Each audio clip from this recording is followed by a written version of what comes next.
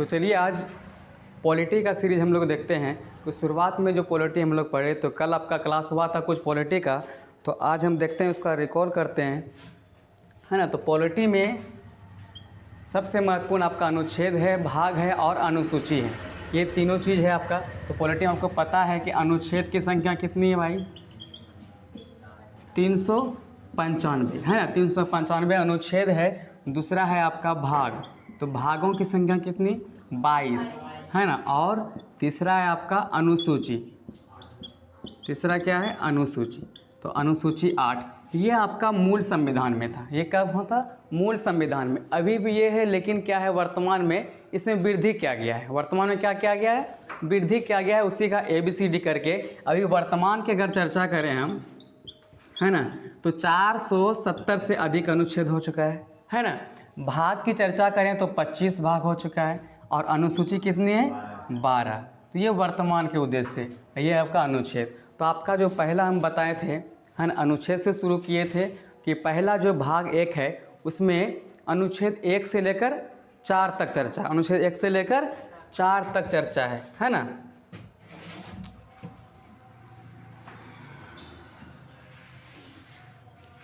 चलिए भाग 1 कहिए, भाग 1 है ना। भाग 1 में बोला गया है कि भारत क्या है, राज्यों का एक संघ है। भारत को राज्यों का एक संघ, भारत राज्यों का संघ है ना। तो भाग 1, अनुच्छेद 1 और अनुसूची 1 तीनों में बोला गया कि भारत क्या है, राज्यों का एक संघ है। इसी के बारे में बताया गया है कि भारत राज्यों का एक संघ है ना। तो भाग 1 के अंतर्गत हम पढ़ेंगे अनुच्छेद 1 से लेकर 4 तक, है ना। भाग 1 के तहत कितना अनुच्छेद पढ़ना है, 1 से लेकर 4 तक आपका अनुच्छेद है ना। तो हम बता चुके थे आपको 1 से 4 तक, तो उसका एक बार रिकॉल करते हैं।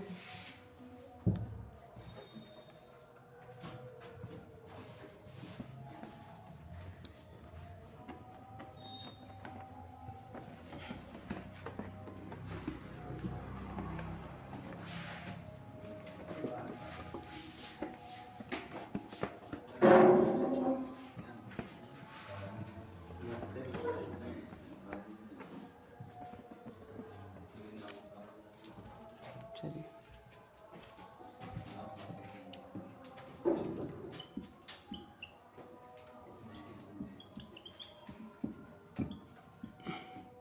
चलिए अनुच्छेद 1 हो गया आपका, 2 हो गया, 3 हो गया, 4 हो गया, है ना, 5, 6, 7, 8, 9, 10, 11। यहाँ तक हम लोग चर्चा कर चुके थे कल के क्लास में कि अनुच्छेद 1 से लेकर 11 तक, है ना। जैसा कहीं बताएं कि 1 से लेकर 4 तक जो है भाग 1 है आपका। भाग 1 है, इसमें कि बताया गया क्या, भारत राज्यों का संघ है। तो अनुच्छेद 1 में आपका यही बताया गया है कि भारत क्या है, राज्यों का संघ है ना। भारत राज्यों का संघ है, चाहे अनुसूची रहे, चाहे अनुच्छेद रहे, है ना, या चाहे भाग रहे 1, उसमें आपको यही बताया गया कि भारत राज्यों का संघ है। ठीक है। तो दूसरे में अनुच्छेद 2 में बताया गया है कि कोई भी बाहरी क्षेत्र का अधिग्रहण करते हैं, अधिग्रहण कर उसका नामाकरण,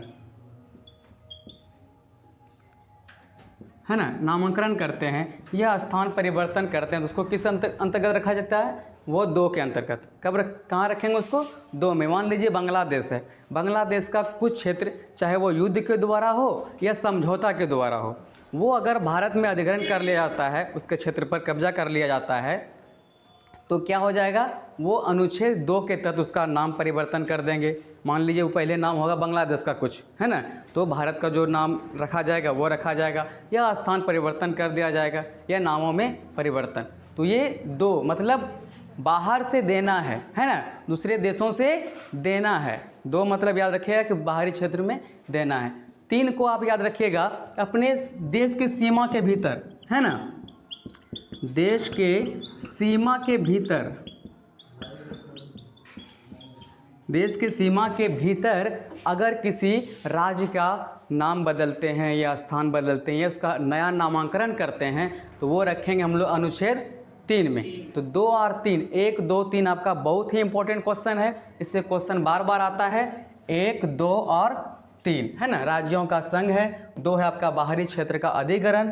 3 है आपका देश के सीमा के भीतर किसी भी राज्य का नाम बदलते हैं, किसी भी राज्य का सीमा बदलते हैं या उसका नाम रखते हैं तो वो रखेगा अपना। तो 2 और 3 याद रखना है। 2 मतलब बाहरी क्षेत्र से 2 और 3 मतलब अपने सीमा के भीतर। ठीक है, बहुत ही इंपॉर्टेंट। 4 में आपका ये दोनों का समावेश है। 4 से उतना क्वेश्चन नहीं पूछता है। 4 में इसी दोनों का क्या है, समावेश है, निष्कर्ष है कि कैसे क्या होगा। ठीक है, चलिए अब चर्चा करते हैं हम 5 से लेकर 11 तक। 5 से लेकर 11 तक जो है आपका भाग 2 है, भाग 2 है ना। 5 से लेकर 11 तक भाग 2। और भाग 2 में किसकी चर्चा है भाई, नागरिकता की। भाग 2 में किसकी चर्चा है, नागरिकता की चर्चा है ना, कि भारत का जो भी नागरिक है उसको नागरिकता प्राप्त कैसे होगा, नागरिक के बारे में चर्चा है। जैसा कि आप सभी जानते हैं नागरिकता का प्रावधान जो हमारे भारत में वो क्या है, एकल नागरिकता है। क्या है, एकल नागरिकता। नागरिकता का प्रावधान क्या है, एकल है, जो कि हमारा ब्रिटेन से लिया गया है भाई, है ना, इंग्लैंड से लिया गया है एकल नागरिकता। यानी कि भारत ऐसा देश है जहाँ की एकल नागरिकता का प्रावधान है।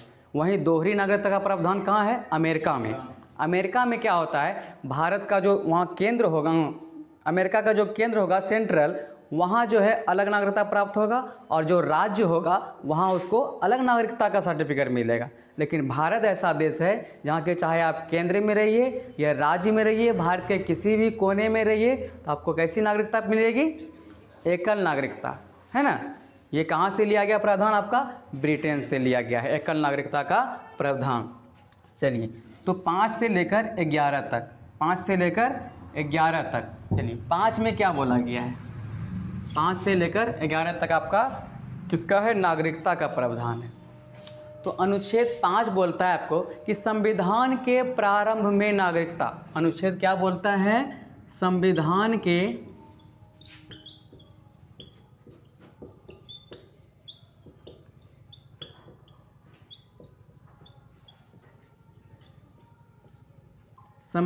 के प्रारंभ में नागरिकता। जिस तरह संविधान लागू हुआ, संविधान बना, अगर उस समय कोई भी व्यक्ति भारत में है तो उसको अपने आप क्या हो गया, उसको अपने आप नागरिकता मिल जाएगा। संविधान लागू कब हुआ था, 26 जनवरी 1950। अब बनकर तैयार कब हुआ था, 26 नवंबर, बनकर तैयार हुआ था आपका 26 नवंबर 1949 को, लागू हुआ 26 जनवरी 1950 को। तो कहता है संविधान के प्रारंभ में नागरिकता, यानी कि संविधान जब प्रारंभ हो गया उस समय जितने भी व्यक्ति भारत में हैं ये थे, तो उस समय उसको क्या मिल जाएगा, भारत का नागरिकता मिल जाएगा। ये किस में बताया गया है, 5 में। चलिए अनुच्छेद 6 देखते हैं नेक्स्ट। 6 में बताया गया है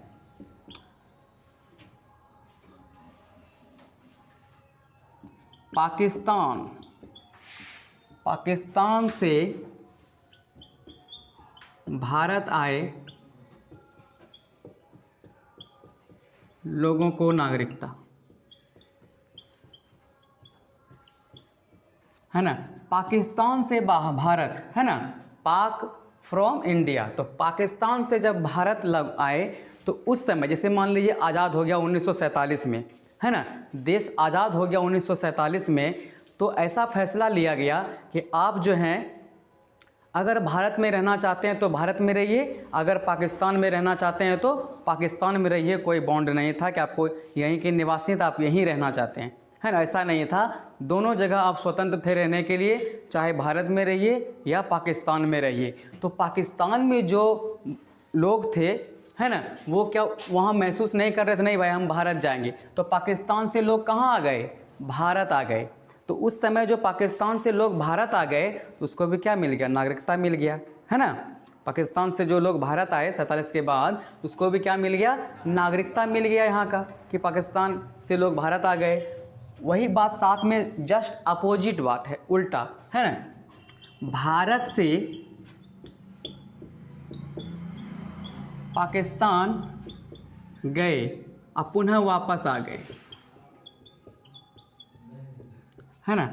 तो बहुत सारा लोग ऐसा था, है ना, कि भारत के लोग, है ना, किसी का चाचा, किसी का मौसा, किसी का फूफा जो है वो पाकिस्तान में रह रहे थे। बोले नहीं भाई हम भी जाके वहीं रहेंगे, है ना। तो चल तो गए, है ना, विच्छेद होने पर चल तो गए पाकिस्तान, लेकिन वहाँ उन्होंने क्या किया, वहाँ देखा कि हम जो है स्वतंत्रता महसूस नहीं कर रहे हैं, आज़ादी महसूस नहीं कर रहे हैं, तो वो पुनः फिर कहाँ आ गए, पुनः फिर वापस आ गए। तब इस कंडीशन में बताए कि आपको कम से कम 6 महीना रहना पड़ेगा। कितना? 6 महीना रहना पड़ेगा और भारत सरकार के यहाँ पंजीकरण कराना पड़ेगा, तो फिर आपको भारत की नागरिकता प्राप्त हो जाएगी, है ना। तो ये अनुच्छेद 7, तो 6 और 7 आपका अपोजिट है। 6 और 7 क्या है? अपोजिट है, उल्टा है। तो 5, 6, 7, तो 6, 7 आपको बार बार पूछ लेता है ना, कि 6 और 7 अपोजिट है। चलिए 8 में क्या था भाई? हाँ, मान लीजिए कि स्वतंत्रता का आंदोलन चल रहा था 1947 सब में, तो क्या हुआ, कुछ लोग जो थे भारत के बाहर रह के, है ना, अपने देश की रक्षा के लिए कुछ वैसा काम कर रहे थे। जैसे आपको पता है कि आज़ाद हिंद फौज की स्थापना किया था सुभाष चंद्र बोस ने, तो बाहर रह के, है ना। उसी तरह आपको पता है कि गदर पार्टी का स्थापना हुआ सैन फ्रांसिस्को में, है ना, लाला हरदयाल के द्वारा। तो वो बाहर रह के जो कर रहे थे, तो क्या कर रहे थे, अपने देश की रक्षा के लिए बाहर थे। तो इनकी विदेशों में रहने वाले लोगों को नागरिकता, है ना, आज़ादी के समय या स्वतंत्रता के समय विदेशों में जो लोग बाहर रह रहे थे अपने देश की रक्षा के लिए, बैठते जाइए आप लोग ठीक आराम से। तो विदेशों में रहने वाले लोग जो थे उनको भी भारत की नागरिकता प्राप्त था, है ना। जैसे आपको बताए कि विदेश में क्या था भाई, कि विदेश में जो लोग भारत का कामकाज कर रहे थे, भारत का कामकाज कर रहे थे विदेशों में, तो उनको भी भारत की नागरिकता मिलनी चाहिए कि नहीं? मिलनी चाहिए, है ना, क्योंकि वो विदेश में है लेकिन विदेश की नागरिकता प्राप्त नहीं किया है, वो भारत से ही गए हैं। तो ये आपका बहुत ही इंपॉर्टेंट 8 नंबर हो गया। चलिए 9 नंबर हम बताए थे आपको,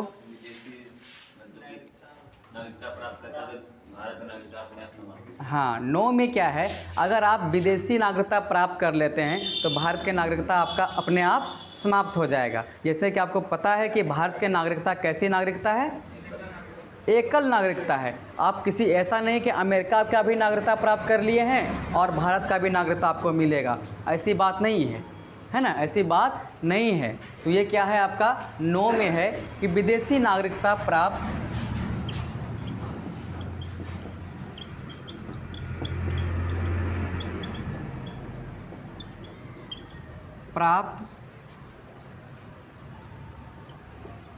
करने पर भारतीय नागरिकता क्या हो जाएगा,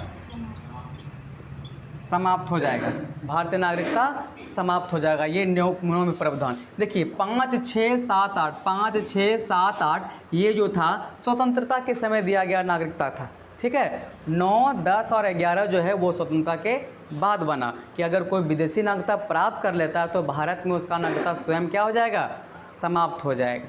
चलिए 10 में क्या था, 10 बताइए। हाँ, यानी कि 10 में ये बना गया कि कब कैसे नागरिकता मेरा बना रहेगा, कैसे नागरिकता मेरा बना रहेगा, नागरिकता को बनाए रखने का क्या प्रावधान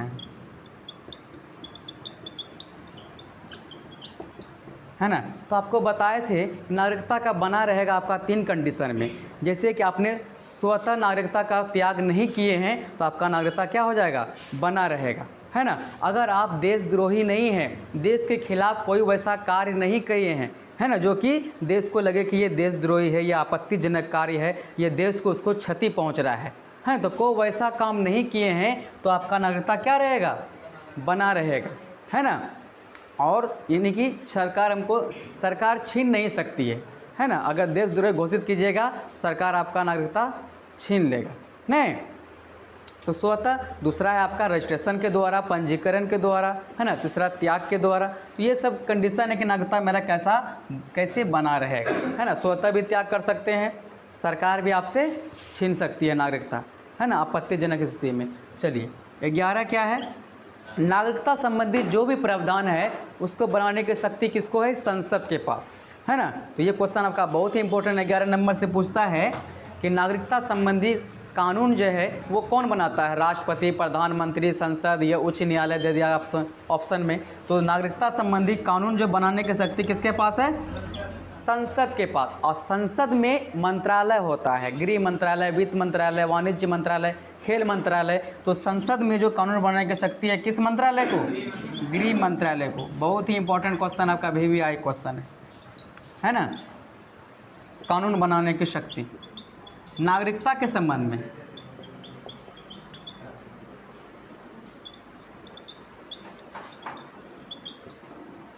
चलिए ये था आपका 1 से लेकर 11 तक, है ना। पहला भाग 1 में भाग 1 और 2 इसके अंतर्गत आ जाता है। तो भाग 1 में आपको बताए थे कि भारत क्या है, राज्यों का एक संघ है। भाग 2 में नागरिकता संबंधी प्रावधान था आपका, है ना, कि नागरिकता कैसे मिल सकता है आपको।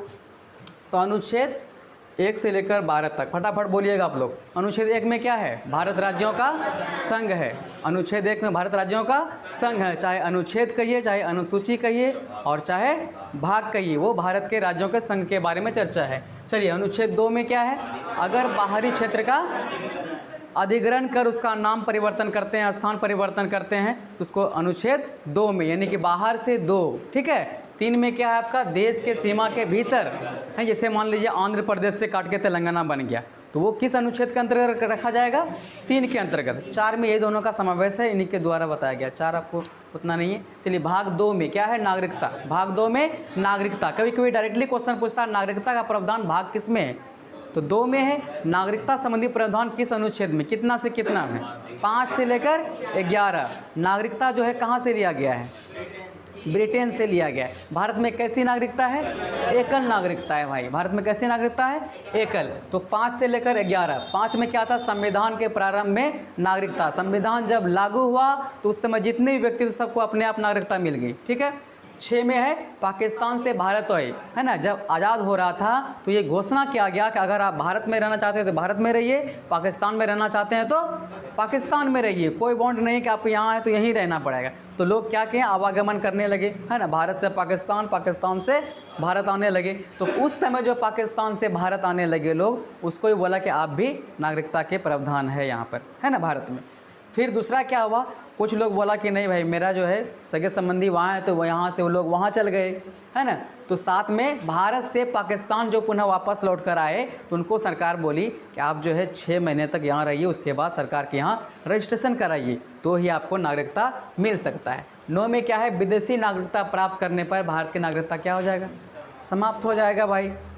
10 में है कि नागरिकता का बना रहना, किन किन परिस्थितियों में नागरिकता मेरा बना रहेगा, मिटेगा नहीं। स्वतः त्याग करेंगे तो ही मिटेगा, नहीं तो बना रहेगा, है ना। देशद्रोह या देश के लिए कोई वैसा अपराध न कर दे कि सरकार हमसे नागरिकता छीन ले, तो भी आपका बना रहेगा। 11 में है कि संसद, है ना, कि नागरिकता संबंधी प्रावधान में कानून बनाने की शक्ति किसे है, तो संसद को। किसे है, संसद को। संसद में कौन सा मंत्रालय, गृह मंत्रालय को कानून बनाने की शक्ति है। चलिए 1 से लेकर 11 तक हमको लगता है कि याद हो गया होगा सबको, याद हुआ है।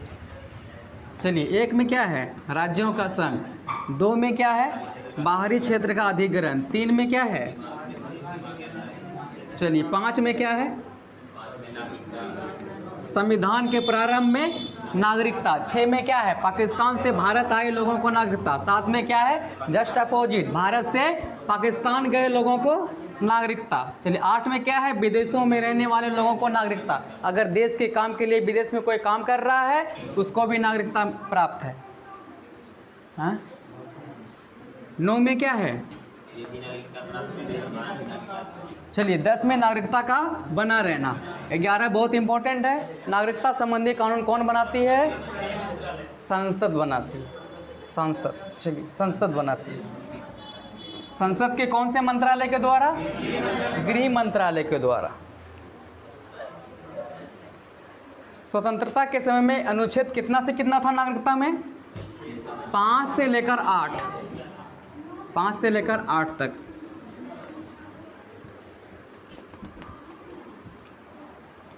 चलिए नेक्स्ट देखते हैं हम।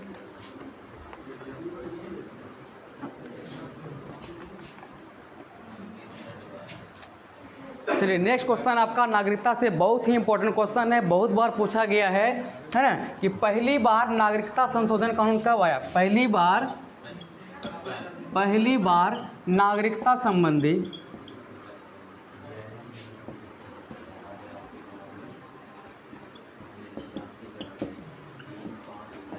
संबंधी कानून कब आया भाई? तो नागरिकता संबंधी कानून जो पहली बार आया वो 1955 में, 1955 में, है ना। नागरिकता संबंधी कानून जो नागरिकता अधिनियम आया वो 1955 में आया। इससे पहले कोई अधिनियम नहीं था, ऐसे ही अनुच्छेद के अंतर्गत रखा गया था। पहली बार जो नागरिकता संबंधी कानून आया 1955। बहुत ही इंपॉर्टेंट क्वेश्चन है, ये पूछता है नागरिकता अधिनियम कब आया? 1955 में। और अभी तक जो है ना, ये 6 बार इसमें संशोधन हो चुका है। कितना बार? 6 बार संशोधन हो चुका है। संशोधन का मतलब इसमें परिवर्तन हो चुका है 6 बार, है ना।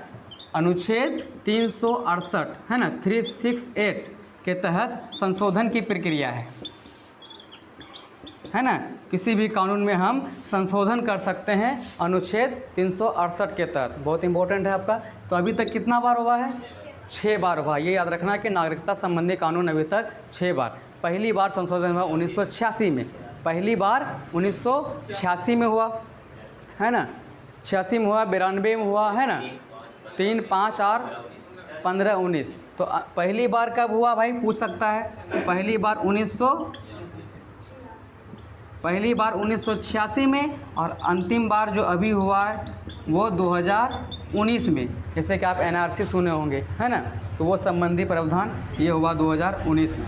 तो नागरिकता संबंधी प्रावधान कानून पहली बार कब लाया? 1955 में। संशोधन पहली बार 1986 में, अंतिम में 2019। उसके बाद संशोधन नहीं हुआ है। NRC क्या है वो आपको नेक्स्ट क्लास में बताया जाएगा, ठीक है। अभी आपका जो है वो सीरियली चल रहा है।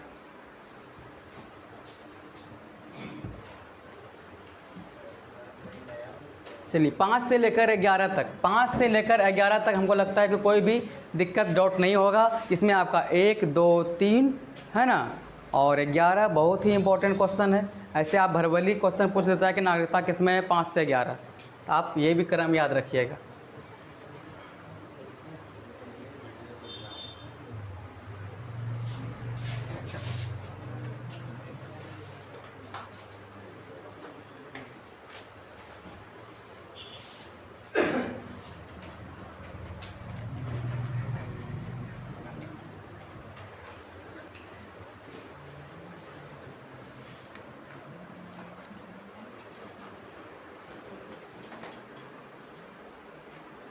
चलिए आज आपका चैप्टर शुरू होने वाला था फंडामेंटल राइट्स, जो इसके बाद आपको पढ़ना है ना। फंडामेंटल राइट्स यानी कि मौलिक कर्तव्य या मूल कर्तव्य के बारे में,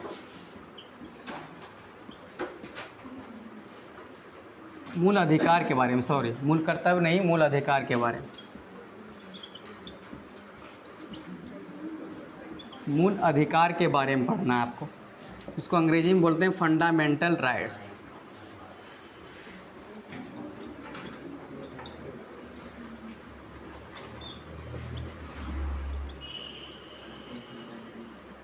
है ना। तो मूल अधिकार आप समझ जाइए कि भारत का संविधान जो है उसमें सबसे इम्पोर्टेंट, और भारतीय संविधान की रीढ़ कहिए, है ना, या मैग्ना कार्टा कहिए, या अधिकार कहिए, तो वो आपका कौन सा अधिकार है? मूल अधिकार। इसको मौलिक अधिकार भी बोलते हैं या मूल, है ना। मूल का मतलब क्या होता है? जड़, जड़ मूल जिसको बोलते हैं, है ना। तो समझ लीजिए कि पूरे संविधान का रीढ़, ये पूरे संविधान का जो मेन ढांचा है अधिकार है, ये आपका मूल अधिकार। अगर संविधान से इसको हटा दिया जाए, संविधान का कोई मतलब ही नहीं रह जाता है। तो बहुत ही आपका चैप्टर है मूल अधिकार। ऐसे प्रायः क्वेश्चन पूछता है। बिहार पुलिस में पूछा था, BPSC में पूछा था, है ना। तो मूल अधिकार, तो सबसे पहले हम जानेंगे कि मूल अधिकार को किस भाग में रखा गया है। तो मूल अधिकार को भाग 3 में रखा गया है, मूल अधिकार को भाग 3 के अंतर्गत रखा गया है भाई। ये भी डायरेक्टली क्वेश्चन पूछ देता है कि मूल अधिकार को भाग 3 में रखते हैं। अब क्वेश्चन ये है कि भाग 3 के अंतर्गत अनुच्छेद कितना से कितना, 12 से लेकर 35 तक, हाँ अनुच्छेद 12 से लेकर 35 तक किसकी चर्चा है, मूल अधिकार की चर्चा है ना। 12 से लेकर 35 तक जो है वो मूल अधिकार की चर्चा है। भाग 2 अनुच्छेद 12 से लेकर 35। तो डायरेक्टली आपको यही क्वेश्चन पूछ देगा कि मूल अधिकार का वर्णन किस भाग में है। तो भाग 3 आपने 1 में पढ़ लिया कि भाग 1 में क्या है, 1 से 4 लेकर भारत राज्यों का संघ के बारे में। 5 से 11 तक आप पढ़े भाग 2, 1 से 4, 5 से 11 भाग 2 में पढ़े नागरिकता संबंधी। ठीक है, तो राज्य के बारे में हम जान गए 1 में कि हमारा जो भारत है राज्यों का संघ है। अब राज्य में जो आइएगा तो नागरिकता चाहिए ना, नागरिकता भी आपने प्राप्त कर लिया भाई। तो अब क्या चाहिए हमको, कुछ अधिकार चाहिए, है ना। कैसे कहते हैं, पहले आदमी बोलता है 2 शब्द, उसके बाद बोलता है बैठ जाए यहाँ पे, बैठता है, उसके बाद कुछ अधिकार हो जाता है ना। बैठ गए, बातचीत किए, फिर दोस्ती हो जाता है, तो फिर अधिकार कुछ हो जाता है कि नहीं। तो उसी तरह आपका ये है कि पहले राज्य के बारे में जान गए कि भारत क्या है, राज्यों का एक संघ है। दूसरी बात, संघ जानने के बाद बोले कि हमको यहाँ का नागरिकता चाहिए, तो नागरिकता प्राप्त कर लिए। अगर नागरिकता आप प्राप्त कर लिए तो आप खोजिएगा कि हमको कुछ अधिकार चाहिए। और कैसा अधिकार, वैसा अधिकार जो हमसे कभी छीन नहीं सके, है ना, कोई ज़बरदस्ती छीन नहीं सके, वैसा कुछ नहीं कर सके, तो उसको बोलते हैं मूल अधिकार। तो मूल अधिकार की चर्चा भाग 3 में अनुच्छेद 12 से लेकर 35 तक में है आपका। ठीक है, चलिए इसको जो है ब्रिटेन में जिस तरह मैग्ना कार्टा था, तो समझ लीजिए इसको मूल अधिकार को एक मैग्ना कार्टा बोला जाता है, मैग्ना कार्टा। देखिए इसमें नाम में ही आपको पता है मैग्ना कार्टा क्या है, एक अधिकार पत्र था। आपने पढ़ा होगा फर्रुख सियर के समय जो है मैग्ना कार्टा जारी किया था 1717 ईस्वी में, है ना, जो कि पूरे बंगाल में आप व्यापार कर सकते हैं, मुक्त व्यापार कर सकते हैं, है ना। तो उसी तरह ये मैग्ना कार्टा एक अधिकार पत्र होता है। तो मूल अधिकार को ही क्या बोला गया है, मैग्ना कार्टा बोला जाता है। मतलब मैग्ना कार्टा करते हैं मैं नहीं काट सकता, है ना, कोई भी इसको काट नहीं सकता है, बस याद रखिएगा, कोई भी इसको काट नहीं सकता है, मैग्ना कार्टा बोला गया है मूल अधिकार को। और ये अधिकार जो आपका है वो जनता की भलाई के लिए है। और ये अधिकार कभी कभी पूछता है क्वेश्चन, व्यक्तिगत है या सामूहिक है। तो ये अधिकार आपका कैसा अधिकार है, व्यक्तिगत, पर्सनली अधिकार है आपका, व्यक्तिगत अधिकार। बहुत ही इंपॉर्टेंट क्वेश्चन है ये, व्यक्तिगत अधिकार है ना। व्यक्तिगत अधिकार का कहने का मतलब है, अगर आपको कुछ वैसा लगता है कि मेरा अधिकार जो है वो हनन हो रहा है, मेरे अधिकार को वंचित कर रहा है, तो है ना, ये आपका व्यक्तिगत अधिकार के तहत आप कहाँ जा सकते हैं, सुप्रीम कोर्ट। कहाँ जा सकते हैं, डायरेक्ट आप सुप्रीम कोर्ट जा सकते हैं। मूल अधिकार का कोई भी अनुच्छेद से आपका अधिग्रहण किया हो या अनुच्छेद छीना जाता है तो आप दरवाज़ा खटखटा सकते हैं, कहाँ, सुप्रीम कोर्ट। तो सुप्रीम कोर्ट को मूल अधिकार का संरक्षक बोला जाता है, सुप्रीम कोर्ट को मूल अधिकार का संरक्षक के रूप में जाना जाता है ना। कभी कोई क्वेश्चन आता है कि मूल अधिकार संरक्षक कौन है, तो सुप्रीम कोर्ट है ना। तो सुप्रीम कोर्ट, व्यक्तिगत अधिकार। तो आपने इतना समझा।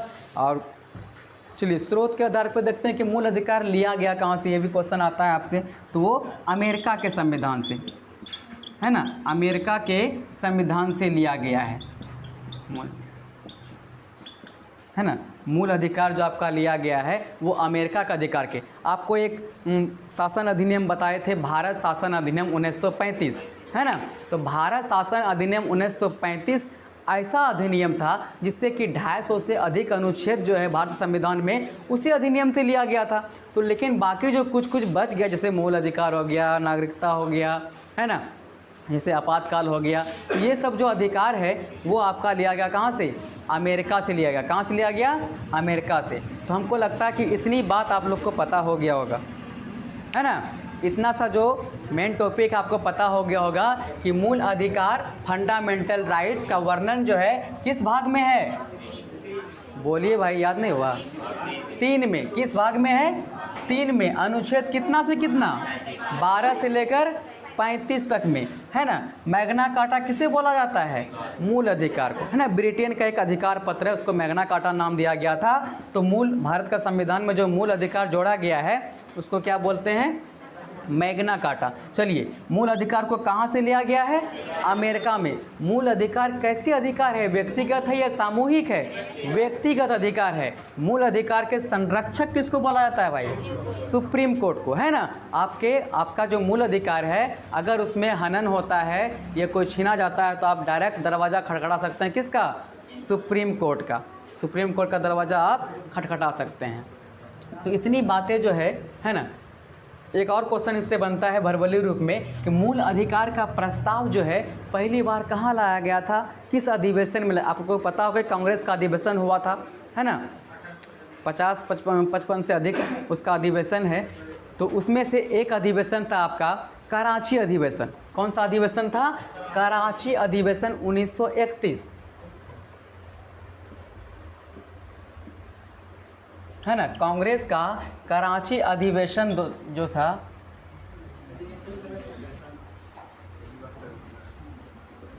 है ना, अधिवेशन जो था 1931, है ना, 1931 में कराची अधिवेशन था। उसमें मूल अधिकार का प्रस्ताव रखा गया था। क्या प्रस्ताव रखा गया था, मूल अधिकार का। तो ये अभी बीपीएससी हाल ही में जो हुआ है, ये क्वेश्चन आया था कि कराची अधिवेशन में, इन्हें क्वेश्चन था कि मूल अधिकार जो है किस अधिवेशन में लाया गया था। तो कराची अधिवेशन 1931 में क्या लाया गया था, मूल अधिकार का प्रस्ताव, मूल अधिकार का प्रस्ताव।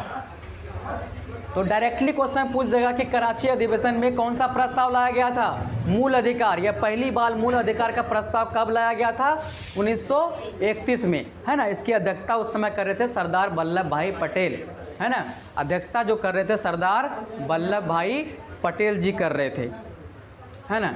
तो ये आपका क्वेश्चन जो मूल रूप से आएगा इससे रिलेटेड आएगा। कल हम नेक्स्ट देखेंगे आपका जितना इसके अंतर्गत 12 से लेकर 35 तक जो अनुच्छेद है उसको याद कराने की कोशिश करेंगे। आज के लिए इतना ही, है ना। कृष्णा क्लासेस की ओर से सबको बहुत बहुत धन्यवाद। Thank you.